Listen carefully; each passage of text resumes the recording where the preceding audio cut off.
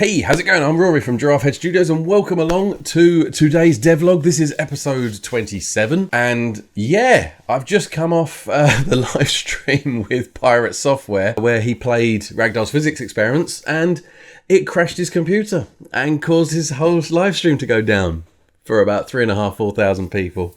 And that was horrifying. So yeah, I don't know exactly what happened. I've not been able to replicate the problem. I've had quite a lot of playtesters in the game and they have never had this crash, but apparently he launched the game and then changed window and somehow it got stuck. Right now you press a button to speed up the kind of splash sequence and somehow that got stuck on and I don't know where, it kind of feels like it's one of those things where because it was moving so fast, it flew out of the window out the other side.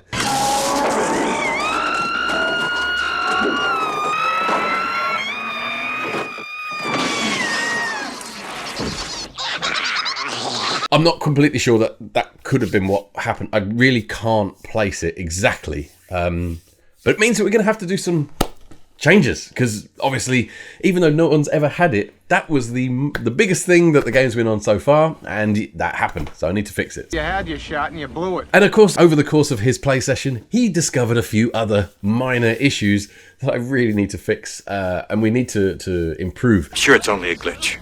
You call this a glitch? And that's what I thought we'll just take a quick look at today in this devlog. So the first thing then I guess we can look at is the intro sequence. Now, when you first launch the game, this is what you are presented with. So it goes through the logos and slowly comes around here, highlights that this is a preview of the demo, so there will be some bugs, a bit of a joke about some intentional, some not. Then it turns around and it looks at the epilepsy notice, and there's a note to say, please ensure you've read this before moving on, and you don't have time. Again, it's a joke. And then it comes around here, and it shows the opening with the press any key to start. And that's it, that's the intro. And apparently somewhere around here it crashed on him and it caused him to have to reboot the machine. He said he physically had to hold the power button. He highlighted he's got an AMD because there was a lot of people saying maybe it's an Intel thing, but my machine here is an AMD and I test indoors on an Intel. So I've tested on both and I've never seen this issue. No idea, but my dream of having the intro look all pretty like this, I guess it's gonna have to go and we're gonna have to replace it with a standard menu, which I'm really sad about, but what can I do? I get this opportunity for so many thousands of people to see the game and it crashes. What a great first impression. So anyway, we need to fix that. I think you better had. Now the next problem that he had was to do with the audio. What? So there's a couple of things that I picked up on here. So he was adjusting the sound volumes. It didn't seem to be making any difference. And the reason is that I'm using audio in FMOD and I've got some that are still inside sequences. Now, so let me actually show you exactly what I mean by this. So here is FMOD. And for example, if we come into impacts, we've got cannonball and then we've got the hard impact and the soft impact. And this is handling all of the sound effects in the game. So when I want to trigger a soft impact for a cannonball, it will do this, which will use one of these many different versions of the sounds, and it will also automatically adjust the pitch ever so slightly, so therefore every time it plays, even if it played the same one twice in a row, it would be slightly different. And this is fantastic and it's great, and all of this is handled in this mixer here, where I can expand my master bus, and we've got all the SFX are in here, all the music is in here, and all the dialogue is in here. And then this I can control in the game to control the volume level for those things. Easy, brilliant, okay, great. Where does the problem lie? Well, let me tell you. So if we take a look in, this is the opening starting scene, okay? There's a few things that are happening here. There's a few things that are all animated with sequences. So if we look here in the sequences, we can see there's a bunch that I've actually got going on here. And this one here, for example, the button raises that come up out of the floor. And here that is, okay? So what will happen is as we scrub through here, the buttons come up out of the floor and go out. And what I'm doing here is when you walk up to them, I'm triggering to get to there. And then when you press the button, I'm going to there. Now, what I did is I've used sound effects in the sequence itself so that it can all be nicely timed and all of that. And of course, what that means is that volume mixer is not being used here. So this is just straight out of Unreal Engine with no volume or anything. So what I need to actually do is get that built outside of Unreal Engine, get it inside of FMOD, and then here I would actually set a trigger for an FMOD sound to play when this happens, and then another FMOD sound to play when this happens. And unfortunately, I've got a few areas that I did this that are like this all around this opening bit, which means there are quite a few sounds that don't get included in that volume slider. And the problem was, because he's on live stream, he was trying to turn it right down. And of course, there were sound effects that were just blasting out. So he kept going back into the sound effects to turn it down even more. But obviously, it was never going to do it. Yeah, I watched it horrified. I really wish I'd remembered to solve that before. But this is what we learn, right? Yeah, you keep telling yourself that. So now I know that's now going to be a super high priority for me. So yeah, this is why this is so great, because you can learn so much. But yeah, I kind of really wish I hadn't learned so much in front of so many people at once. But anyway, so that was the next problem. Other than that, the rest went fairly well. He didn't play too much in the sandbox with all the fun stuff that's in there, and it turns out it's because he's got a bit of a phobia around mannequins. I didn't know this, so this is kind of interesting.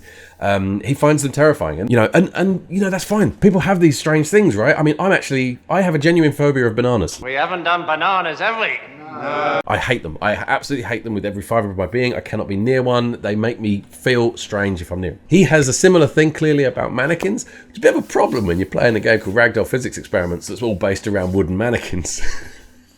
So anyway. That was why I believe he didn't spend too much time in the sandbox playing with all the amazing new features, the amazing new gadgets and props and stuff. So yeah, so this is the sandbox, and I'll just I will leave the music on. I added this button here so that you can press this button if the music's getting annoying. And then basically, you know, as you're working your way through the demo, you can come over here and press this to continue. And obviously it unlocks everything at the moment in the demo. It probably won't. This will probably be a little bit more limited.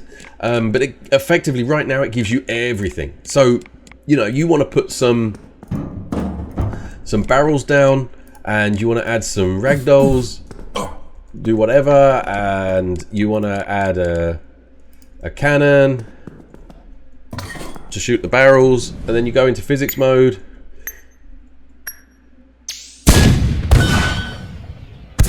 And you know, you get these kinds of situations. Do it again, but this time you can go into slow motion.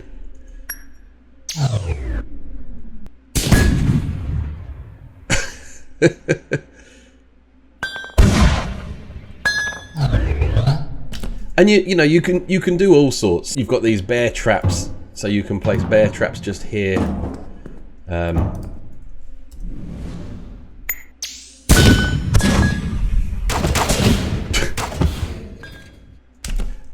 You know, and you can go wild. You know, you can add loads and loads and loads of ragdolls. You can add some skeletons. You can add some zombie soldiers. And you can even add a dinosaur if you want, you know. Then come back in, add some more barrels. We'll do some low explosive barrels this time. You know, and all of this will now get triggered by the cannon.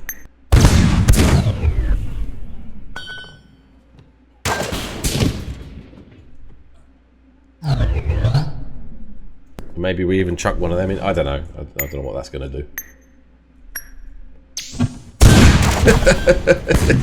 Chaos, carnage, and all of that. The funny thing is, so we had a problem before. The ragdolls were doing some very strange things when you were resetting. They used to often fall down. You will notice this from some of the earlier devlogs.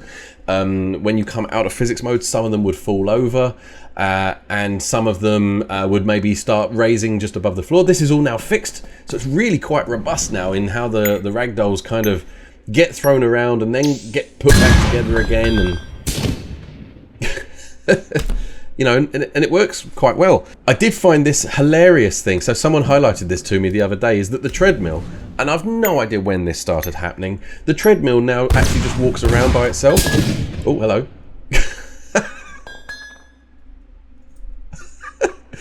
I wasn't expecting that. Let me turn it round so it goes the other way. Yeah, I wasn't sure which way round, so let's just do this. Like, I'm not sure how. I mean, oh. just thought this was so funny. Like, it's really stupid. Like, why? Why do the treadmills walk around like this? So let me just clear some of this a minute. But I do love this idea.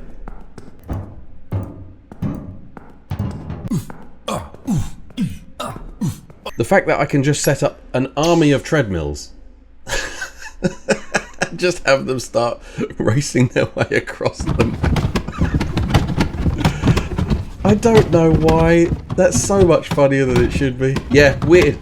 So yeah, so that's a funny bug, and to be honest, I'll probably end up just keeping it. I don't know. What was it? There was a few other things that were highlighted as well. One of the things that we've just implemented is the fact that before, if a ragdoll was floating in the air, when you went into physics mode, he would just stay there, whereas now he falls and hurts his legs, which is pretty cool, right? Because that also then means, you know, you put that underneath him, but then if you put ragdolls actually on this, again, when you go into physics mode, they all fall down. So this means you can do quite a lot of like kind of weird and interesting things with this. I kind of like doing this. And then you go into physics mode and you just sort of watch them go a little bit crazy as they don't really know exactly what way they want to go. So see who's the winner, who's going to be the last one to remain up here. And that dude is definitely winning. There we go. And this is what it's all about. You know, it's just about like doing silly, crazy things. There are so many things that you can currently do, and there are going to be so many more things when we start, you know, expanding these gadgets. You know, we've got all these bear traps, knives, hatchers, bat seesaws. The tractor is cursed. I actually need to rename this to Cursed Tractor, because right now, and I'm not completely sure why, if I make this kind of ramp setup here, like that, and I place, I've lost it, a tractor up there. And let's say, just for fun, you know, we put our ragdoll there. Now, the very first time you do it, you know, this kind of all makes sense, right? He goes down, he takes him out, great. Oh. I forgot about the treadmills.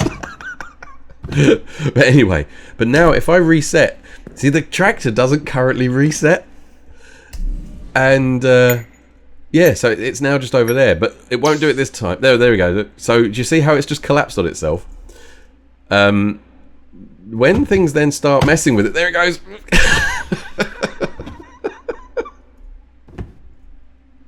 Like this, that's a cursed tractor, right? There goes one of the tires, look, over there. And if I respawn, it's gone. Oh, no. Look, there's a wheel. And if we go back into physics mode again, what's it going to do? Yep, the wheel... Oh, there it goes. So, yeah. Oh, that is a cursed tractor. And I genuinely can't decide, do I fix it or do I just leave it and rebrand it as the Cursed Tractor? Don't know.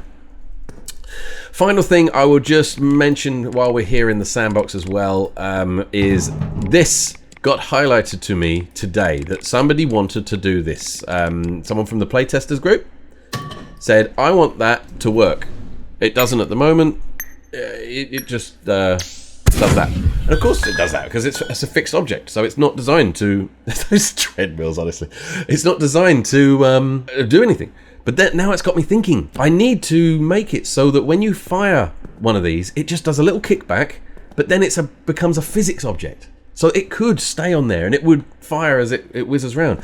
And then when we add the joints, you should be able to attach a joint to this and then attach a cannon to that and then have a crazy cannon spinning thing. So yeah, I think that's really cool. There's a lot that's going to go on there. Okay, so I'm just going to finish up this devlog now. I'm just going to talk about the new feature that's coming, working on it at the moment, and this is the collectibles, which is a really cool thing. So right now, the props, you know, when you get into the sandbox, the props are fully unlocked, but that won't be the case. So what will happen is the props will all be fully locked, and what you have to do is find these RPX Cola bottles that will be hidden all around the facility. They'll be everywhere, hidden. Really, they won't be difficult to find, so you will be able to get lots of props quite easily. But what will happen is you take them to the bottle recycling machine, and then what will happen is it will give you one of 3 choices. So it will effectively say, I'm going to turn that bottle into one of these 3 things. So you just choose, if it comes up with this, you choose whether you want a fridge, a cable reel, and a toilet. And the 2 that you don't choose go back into the pool, ready for when you insert your next cola bottle, and then you'll get the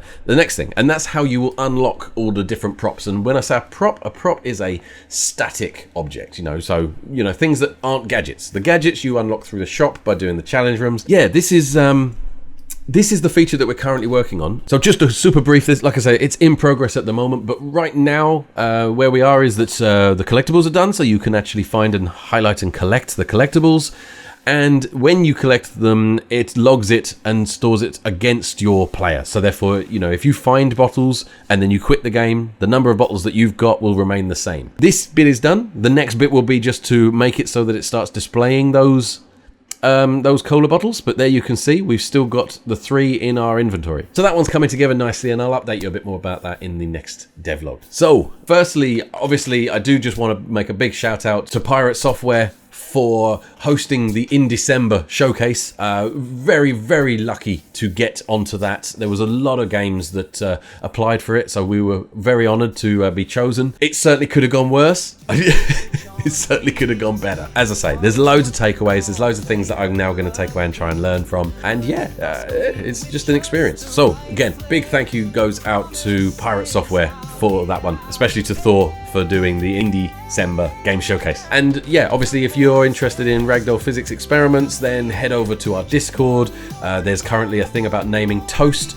I'll cover a bit more on that in the next devlog. There's also playtesting still open, so that you can actually get a key for the game, and if you fill in the feedback form, you get to keep the game. Finally, the other one is, of course, the Steam page. Head over there, chuck that on your wish list, and I will love you forever. And that is about it for this episode, and as always, I'll see you in the next one. Bye for now. One more test, then I'm free.